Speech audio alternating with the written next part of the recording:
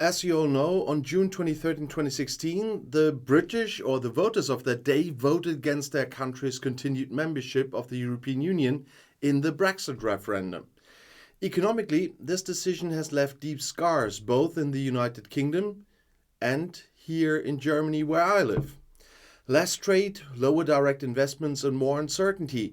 The German economy draws a negative balance on the 7th anniversary of the Brexit vote in Great Britain. Brexit is an economic disaster for both sides of the Channel. That was said by Volker Treyer, head of foreign trade at the German Chamber of Industry and Commerce, the DIHK, and he told this to the Reuters news agency on Thursday. This is the result after 7 years of the Brexit referendum. On June 23rd in 2016, a slim majority of the Brits on that day voted for their country to leave the EU, which was completed at the beginning of 2020. The consequences can be seen, for example, in trade between the two countries. In 2022, Germany exported goods worth of 73.8 billion euros to the UK, 14.1% less than in 2016, the year of the Brexit vote. While Great Britain was still Germany's third most important export market in 2016, the country slipped to 8th place in 2022. As a trading partner, exports and imports are combined in this balance. The country has lost even more importance since then and has dropped from 5th to 11th place, so they're not even in the top 10 anymore. The stock of German direct investments in Great Britain has also decreased. In 2021, it was still around 140 billion euros, which corresponds to a decrease of 16.1% compared to 2016. Likewise, according to the DIHK, with 2,163 German companies, 5.2% fewer are active there than in 2016. And the number of their employees has fallen by 3% to 415,000. To this end, many British companies have set up shop in Germany in recent years. Germany Trade and Invest, the GTI, which is responsible for Germany's location marketing, has counted more than 1,000 new companies since the Brexit vote. Last year alone, there were 170. That's a number surpassed only by the USA and neighboring Switzerland. We assume that inquiries from the UK will remain at a high level, said GTI Managing Director Robert Herrmann. It is important for British companies to have a foothold in the EU, he says. And size speaks for Germany. The central location in Europe is also an advantage. Great Britain's exit from the EU has made our close trade relations more difficult, and there is still considerable planning and legal uncertainty in the UK business for German companies, said Treyer. And in addition, there is still a risk of trade conflicts between the EU and the United Kingdom. The EU, in their point of view, must work together and resolutely advance European economic interests. In particular, the British plans to deviate from EU rules, for example in data protection, food or chemicals, are a burden on German companies' UK business. As I said 7 years ago, the United Kingdom narrowly voted in favor of Brexit. On January 31st in 2020, the kingdom withdrew from the EU. And a lot has changed since then, and not just economically, like I just said, between Germany and Britain. And Brexit is not over. It was only on Wednesday that the House of Commons again debated the consequences of leaving the EU. The leader of the Scottish National Party, the SNP, in the House of Commons, Stephen Flynn, attacked Prime Minister Rishi Sunak directly. I don't think he understands what the economic reality is like and what costs consumers are struggling with. And the situation doesn't have to be like this. Interest rates for property loans in Ireland is not over 6, but around 4.5% inflation. And in the EU, it's not at 8.7%, but closer to 6%. And Britain whistles from the last hole, as we would say in Germany. And will the Prime Minister 7 years after Brexit finally admit that Brexit is to blame? But Sunak, of course, was evasive in his answer. While Brexit supporters are trying to paint a positive picture of the exit from the EU, many scientists are presenting data that read very differently. They also include economics professor Jun Du from Aston University in Birmingham, who is investigating the consequences of Brexit. The effects on trade are significant. We have carried out several calculations using different methods.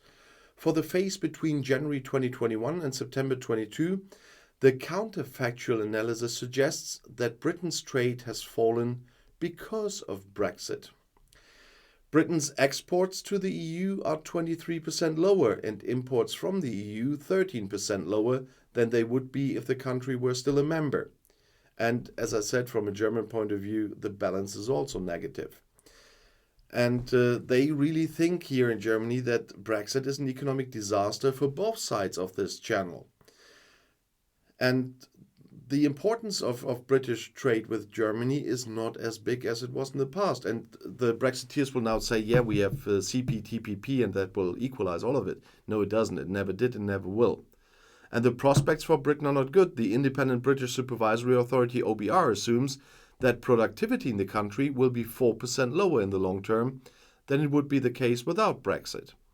And the agency doesn't expect much from any of those new trade deals the UK government has struck with non-EU countries.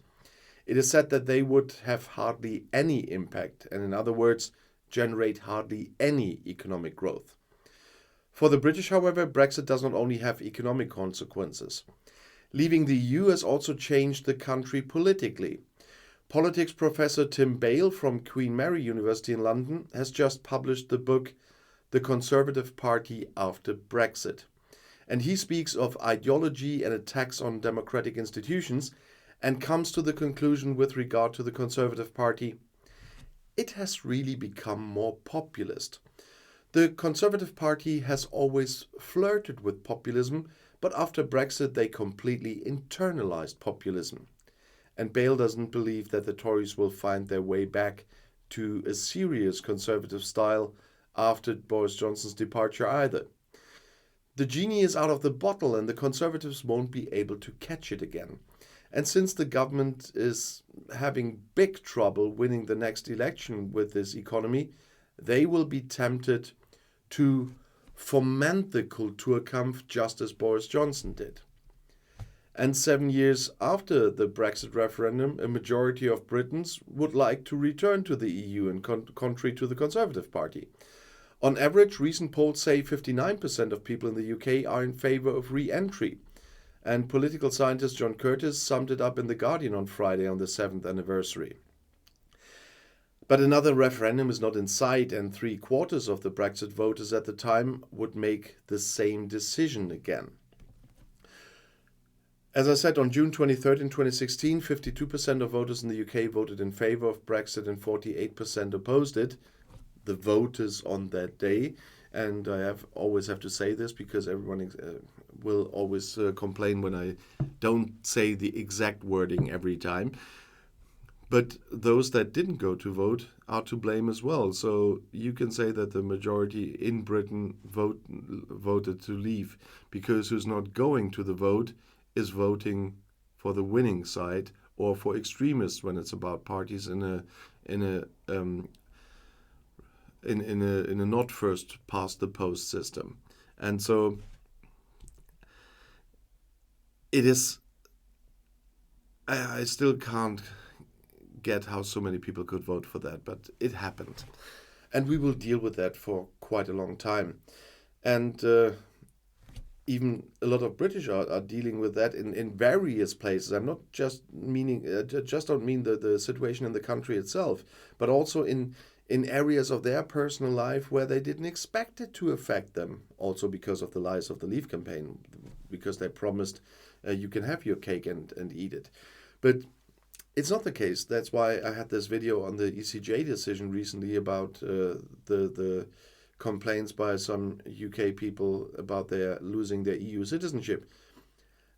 But it had a lot of impact on people from the UK that want to live in the EU, for example, and that did live in the EU. And I talked about this, and I commented in the clarification video on one of the comments about the Swedish. And that tomorrow I will bring you a video on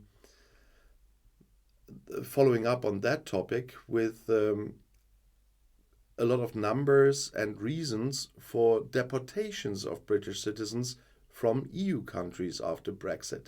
So I give you a follow-up on that topic, because that was one where many people commented on under both videos, and that's why I did my research. I've got all the numbers, and so for tomorrow I will make that video, and then we're going to talk about this impact as well.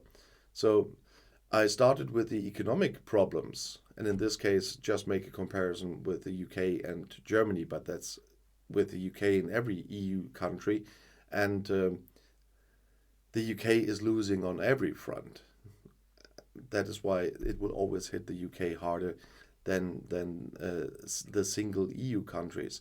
They still can trade a lot with each other in a single market that's protected. But nevertheless, it will remain a topic for us for quite some time. And it definitely will be a topic when I restart the Outside Views live streams as well. There is an announcement on my channel announcements. Have a look there. There you can leave a question. If you have questions for the restart of the live streams, on the very first one, I will answer questions that you put there. And you can leave your questions under that post. So have a look and write your questions there for the first live stream when we restart in July. And at the moment, it's still very hot in Germany, as you can see, probably.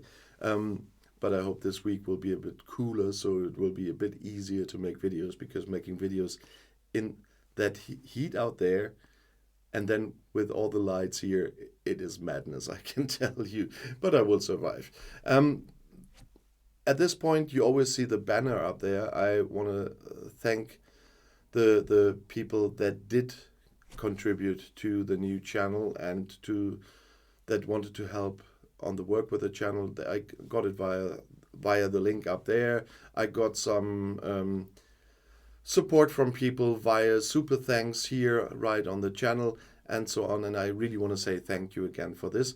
I can need more support for the long run on this channel, because I regularly have to invest in that to make it interesting. But for a brand new channel, it started quite well. As you will all know, I started channels, of course, and I grew channels like this one, and the YouTube world is a hard world.